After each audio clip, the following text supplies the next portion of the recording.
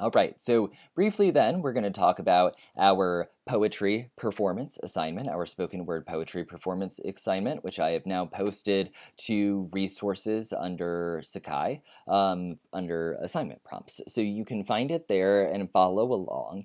This performance is again going to be 2 to 3 minutes long, so it's going to be the same length as your previous performance, but that is longer in terms of poetry. That's longer in terms of poetry. So you're just going to want to keep in mind that for your performance, you want to make sure you're timing yourself while you work on it, because sometimes this can go by faster than you think, and then sometimes it might go by slower than you think. So in general, always make sure that you're timing your performances beforehand, but in this case, because poetry can be unpredictable depending on how long each individual line is, for instance, I would highly encourage you to time your pieces before you record them.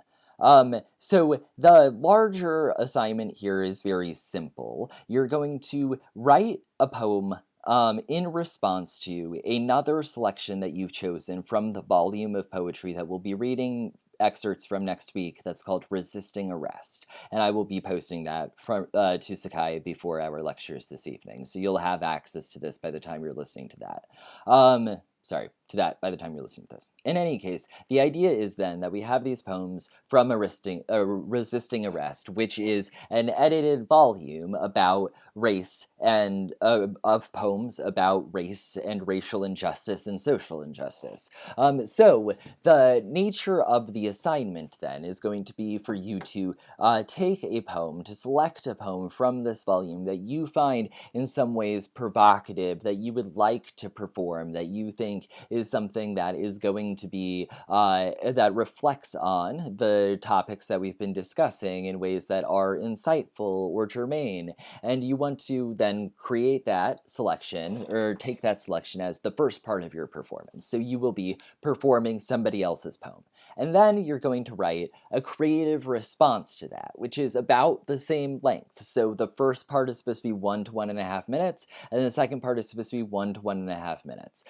And in your creative response, you're going to engage in the themes, engage with the themes, with the language, with the what is expressed in the selection that you've chose. And so your own performance is going to complement or may perhaps contradict or problematize the first poem that you read. So the idea here then is that you are meant to engage in a conversation with the first poem through the poem that you write. I'm not going to tell you exactly how to react to it. That is part of the critical work that you want to do here. But of course, we want to make sure, in keeping with the nature of the assignment, that you are critically thinking about themes in relationship to race, privilege, whiteness, and the types of social injustice that are described in the collection of poems or the volume of poems that we are reading excerpts from and that you are selecting your pieces from.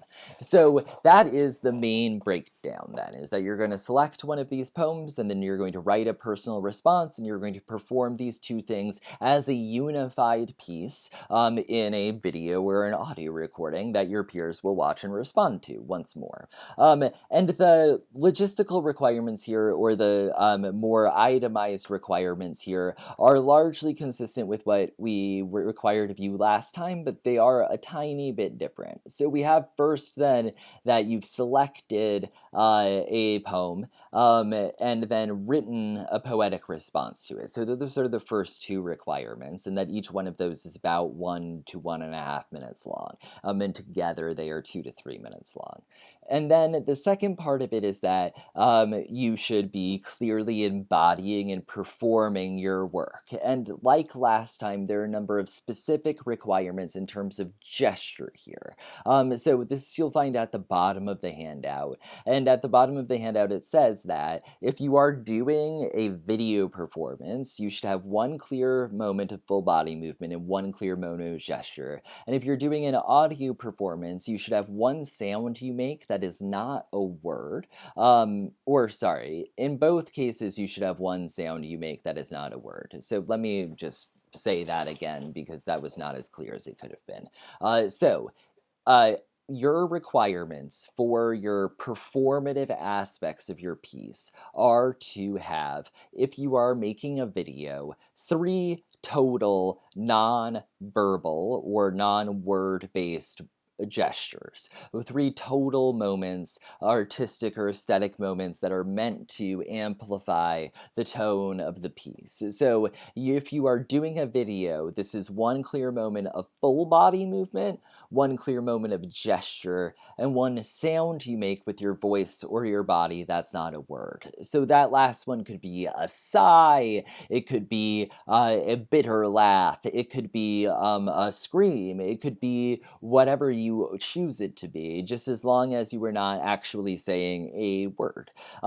If you are doing an audio performance, I'm just asking that you take A and B and put them together, so you have 3 moments in which you are making a clear artistic choice to affect your work. And that could be, again, that you're narrating the gesture that you're doing. It could be that you're using sound to mimic the gesture. It could be that you do just 3 non-body or non-human or non-verbal sounds in the course of your piece. Any of those would be fine. The idea is that everybody has to do 3, but the people who are doing videos, I would like you to mix up between full body movements, hand gestures, and voice related non-verbal sounds.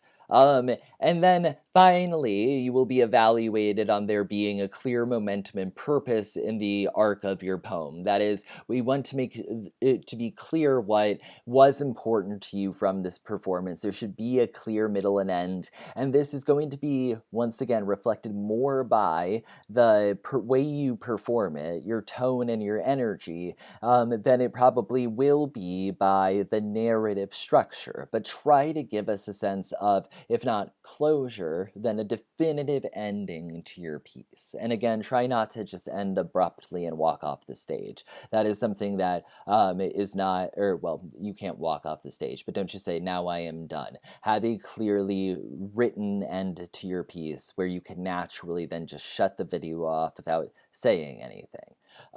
The last thing that, or 2 final notes about this, you'll see that in the assignment description, there is sort of a worksheet that has a bunch of written questions. I am not going to independently evaluate these, but I am going to ask you to turn this in filled out with your performances, and it will be to both of our benefits, because if you write down what your gestures are, and if you write down what your choices were about tone and rhythm, which are other things that are asked of you here, if you write those things down, then I have a clearer sense of what you're trying to accomplish. If you write down what your main theme is, I have a clearer sense of what you're trying to accomplish. So in that way, it will be easier for me to evaluate you, and if something isn't clear to me, it might make up for that difference, so at least it doesn't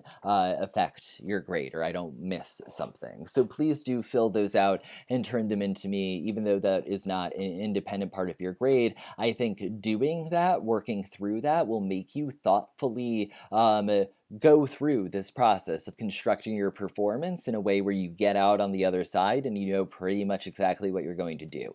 So you think about it as like an outlining exercise, but once again, it's going to be very helpful for me when I'm grading these performances, and that will be to your benefit. So the explicit assignment breakdown is on Sakai. Please let me know if you have any questions. I guess the only thing that I haven't mentioned is, if for whatever reason you want to do a poem that is not from Resisting Arrest, our job here is to have a difficult conversation about race, is to reflect on race through performing poems about it. So your poem does have to substantively engage with racism. But if you want to do, for instance, one of the New York Times pieces or the New York Review of Books pieces that we're going to, nope, it's the Times, that we're going to read today, we could talk about that. But if you're going to choose something that's not in Resisting Arrest as your selected poem, then please ask me about it first, so that we can just verify that it is of the quality and engaging with the themes that we would want it to engage with. I do want to give you the freedom, though, if you think that there's something else you would want to perform or incorporate that you've read before, please feel free to. But Otherwise, again, resisting arrest is going to be posted under readings on Sakai, and that is what I'm primarily going to be asking you to work with. And then we'll have more opportunities to work with poetry as we continue to move out through the semester. So, or through our brief session together. So awesome. So thanks a lot. This is the end of this video, and then in the next one, we're going to talk about Audre Lorde and reading poetry. I'll talk to you very soon.